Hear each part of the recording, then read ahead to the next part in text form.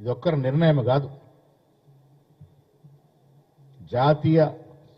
రాష్ట్ర గీతాన్ని కొరకే నిన్న మేము సాయంత్రము ఉభయ కమ్యూనిస్ట్ పార్టీని, టీజేఎస్ని, కొంతమంది మేధావులను పిలిచి వారికి ఆ పాటలు వినిపించి ఇది బాగుంది అనిపించి అందరూ కూడా యునానిమస్గా బాగుంటుంటేనే దాని ముందుకు వెళ్తా ఉన్నాం.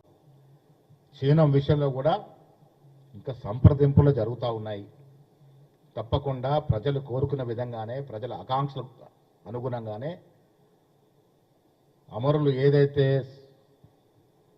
సాధిస్తామో మేము అమరులైతే తెలంగాణ సాకారం అవుతుంది, మా రాబోయే తరాలకి న్యాయం జరుగుద్దని ఏదైతే ఆశలతో ఆకాంక్షలతో ప్రాణాలు అర్పించినారో, అమరులైనారో వారి ఆశలకి, వారి ఆకాంక్షలకి, వాళ్ళ కళలు నెరవేరే విధంగానే తెలంగాణ రాష్ట్రంలో కాంగ్రెస్ ప్రభుత్వం, ముఖ్యమంత్రి రేవంత్ రెడ్డి గారి యొక్క క్యాబినెట్ ముందుకు పోతుంది. దీంట్లో ఏం అనుమానం లేదు.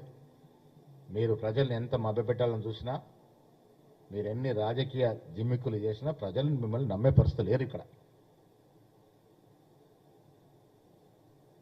తెలంగాణ అనే పదానికే నీరుగార్చే విధంగా ప్రయత్నం చేసిన బీఆర్ఎస్ పార్టీకి ఈ రాష్ట్రంలో ఇంకా మనుగడ లేదనే మాట కూడా ఈ సందర్భంగా మనవి చేస్తూ, ఎన్ని అడ్డంకులు వచ్చినా, ఎన్ని అవాంతరాలు వచ్చినా ప్రజలు కోరుకున్న విధంగానే, ప్రజల ఆకాంక్షలకు అనుగుణంగానే రాబోయే రోజుల్లో ఈ రాష్ట్రంలో కాంగ్రెస్ పార్టీ ప్రభుత్వం పనిచేస్తుంది. ప్రజల ఆకాంక్షలు, ఆశలు నెరవేరే విధంగా నెరవేర్చడానికి ముందుకు పోతుంది. కొద్ది వెనక ముందు అయినా ప్రజల యొక్క కోరికలు సాకారం చేస్తుంది. దీంట్లో అనుమానం లేదు. నేను ఎందుకు ఉదాహరణ ఇస్తా ఉన్నానంటే, ఎందుకు పోలుస్తున్నానంటే, ఒక గేయాన్ని మనము చరిత్ర నిలిచే విధంగా దాన్ని తీర్చిదిద్దాలన్నప్పుడు ఒక మంచి సంగీతం కావాలని కీరవాణి గారితో సంగీతము అందశ్రీగా చేయించడం జరిగింది. దాన్ని గొగ్గోలు పెడుతున్నారు కాబట్టి ఇవాళ గొగ్గోలు పెడుతున్న మీ చరిత్ర ఇది, ఈ 10 ఏళ్లుగా మీరు చేసిన చరిత్రను చూపే ప్రయత్నం చేస్తూ ఉన్నాను.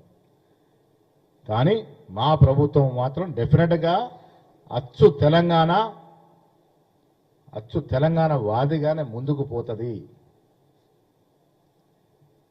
నేను మళ్ళీ చెప్తా ఉన్నాను, కళలు కీరవాణి ప్రభుత్వం కాదది నిర్ణయం చేసింది. అందశ్రీ గారు పాట రాసినారు. అందశ్రీ గారు రాసిన పాటని యథావధిగా ప్రభుత్వం, మా పార్టీ దాన్ని ఓన్ చేసుకుంది. పాట బాగుంది కాబట్టి ఆ పాటని ఏ విధంగా ముందుకు తీసుకెళ్లాలో, ఏ విధంగా దీనికి ఇంకా కళాత్మకంగా చేయాలనే నిర్ణయం అందశ్రీ గారు చేస్తారు. అందశ్రీ గారి కోరిక మేరకే కీరవాణితో సంగీతం చేయిస్తూ ఉన్నారు. దీంట్లో ప్రభుత్వ ప్రమేయం కానీ, రేవంత్ రెడ్డి గారి ప్రమేయం కానీ లేదు. అందశ్రీ గారి పాట అందశ్రీ గారి ఇష్టానుసారంగా నడుస్తూ ఉంది.